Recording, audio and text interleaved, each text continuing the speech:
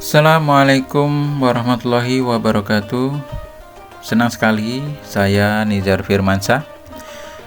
Hari ini kita akan bersama dengan Al-Ustadz Haji Nur Huda MPD. Beliau selaku Ketua Pengurus KSPPS BMT Khair Ummah Jawa Timur yang akan memberikan materi kajian pada pagi hari ini. Untuk itu, mari kita dengarkan. Assalamualaikum warahmatullahi wabarakatuh. Bismillahirrahmanirrahim. Alhamdulillahilladzi arsala rasulahu bil huda wa dinil haqq liyudhhira 'ala din wa kafa billahi syahida. Asyhadu an la ilaha illallah al-malikul haqqul mubin wa asyhadu anna Muhammadar Rasulullah shadiqul wa'dil amin. Allahumma shalli wa sallim ala abdika wa rasulika Muhammadin wa ala alihi wa ashabihi ajma'in. Qala Allah ta'ala fi kitabil karim, a'udzu billahi minasyaitonir rajim.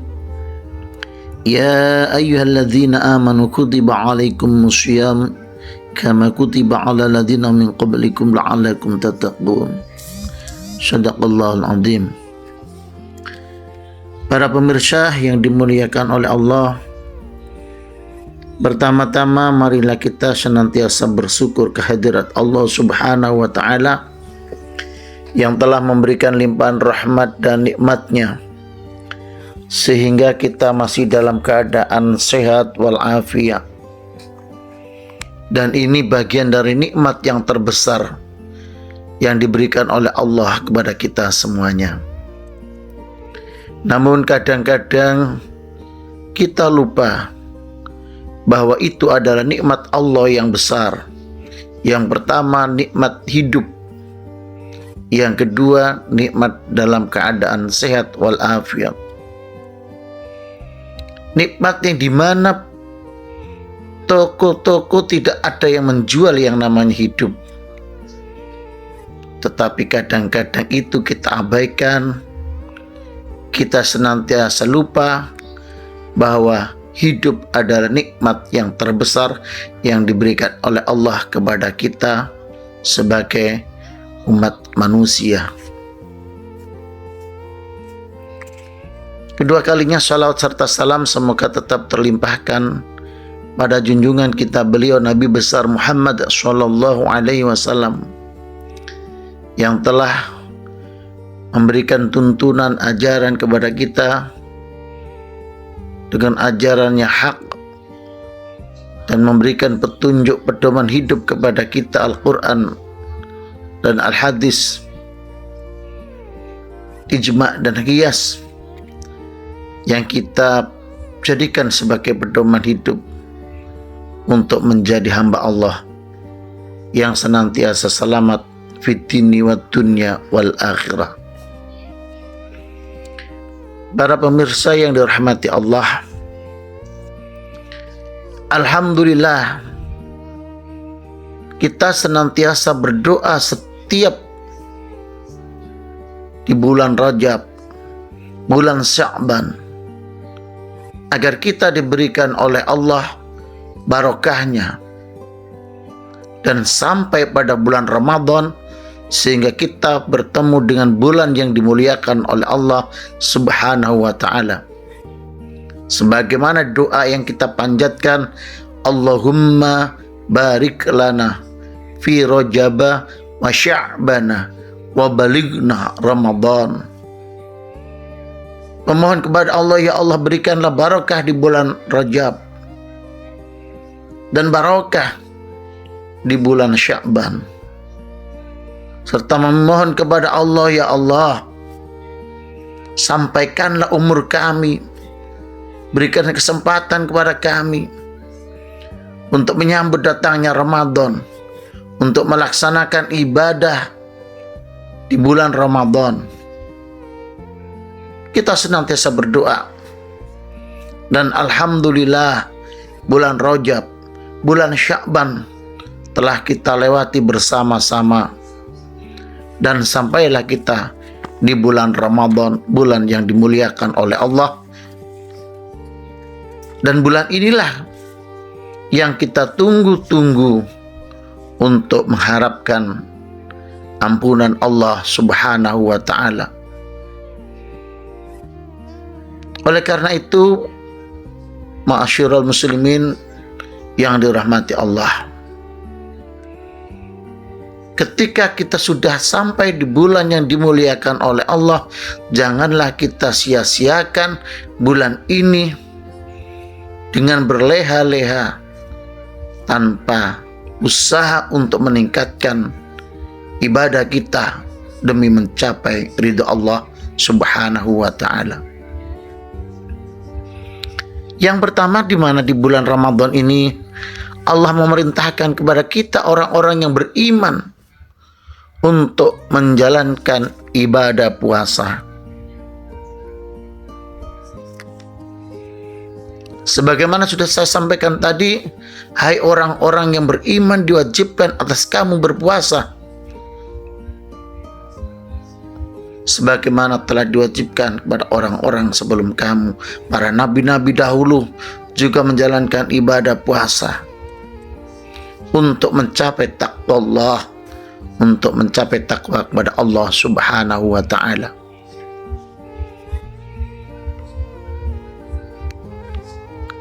Karena di bulan Ramadan inilah ibadah puasa yang wajib dilakukan oleh seluruh umat Islam, tentunya yang balik dan punya kemampuan untuk melaksanakannya. Dan prioritas Allah adalah orang-orang yang beriman. Ya ayyuhalladzina amanu kutiba alaikumussyam. Orang-orang yang beriman dipanggil oleh Allah. Orang-orang yang punya keyakinan dipanggil oleh Allah untuk berpuasa. Keyakinan bagaimana?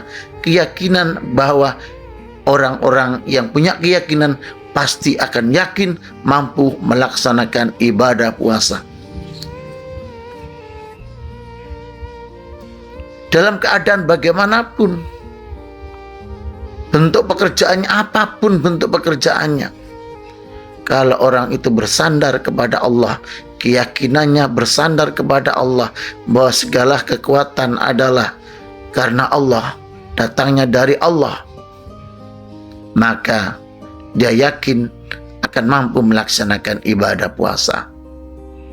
Itu bagian dari keimanan, keyakinan bahwa saya mampu melaksanakan ibadah puasa di bulan Ramadan.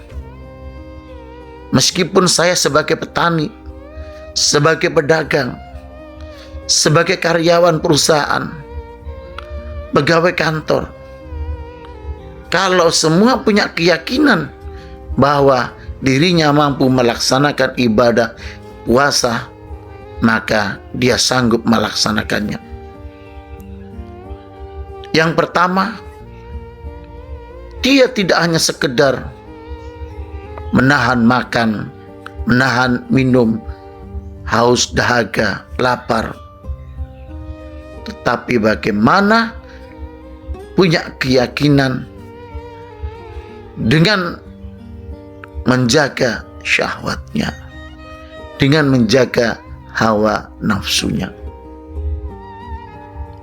Orang-orang yang punya keyakinan itu akan berusaha untuk mencapai keyakinannya, untuk menggapai tujuan daripada ibadah puasa di bulan Ramadan, dan yakin saya bisa, saya sanggup melaksanakan puasa meskipun saya sebagai petani, meskipun saya bekerja di perusahaan, saya yakin akan sanggup melaksanakannya. Dengan keyakinan itu ada ikhtiar, ada usaha untuk bagaimana mencegah hal-hal yang membatalkan puasa. Tetapi kalau orang itu sudah tidak yakin pada dirinya, tidak yakin akan sandaran bahwa kekuatannya datangnya dari Allah, maka dia akan berputus asa. Bahkan sebelum berpuasa, dia meyakinkan dirinya bahwa saya tidak mampu, saya tidak sanggup untuk berpuasa. Saya tidak kuat kalau tidak makan dan tidak minum ketika saya bekerja. Sehingga alasan-alasan itu ada pada dirinya dan menghilangkan keyakinannya, menghilangkan kekuatan yang datangnya dari Allah. Para pemirsa yang dirahmati Allah, ma'asyiral muslimin rahimakumullah, mungkin itu yang bisa kami sampaikan sebagai awal bahwa dalam melaksanakan ibadah Ramadan, Allah memberikan nikmat hidup kepada kita, memberikan nikmat sehat kepada kita, dan insya Allah dengan hidup yang sehat ini Allah memberikan kekuatan kepada kita, dan harus kita yakini kita bisa melaksanakan ibadah puasa di bulan Ramadan, baik itu dengan menahan lapar, menahan dahaga, menahan haus, bahkan menahan hawa nafsu kita, serta hal-hal yang membatalkan puasa.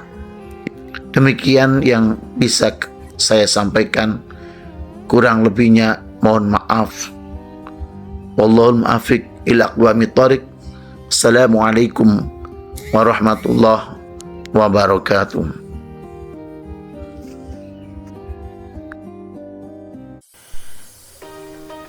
Terima kasih Al-Ustadz Haji Nurhuda MPD yang telah memberikan materi kajian mengaji online pagi pada hari ini. Mudah-mudahan bermanfaat dan kita semua para pemirsa diberikan rahmat oleh Allah SWT berupa kesehatan dan kenikmatan sehingga kita bisa menjalankan ibadah puasa sampai selesai. BMT Khairul Ummah Jawa Timur selain memiliki produk simpan pinjam dan pembiayaan syariah, juga memiliki lembaga amil zakat, infak, dan sedekah yang siap menerima dan menyalurkan zakat, infak, dan sedekah para pemirsa yang akan disalurkan kepada yang berhak, yatim piatu, fakir miskin,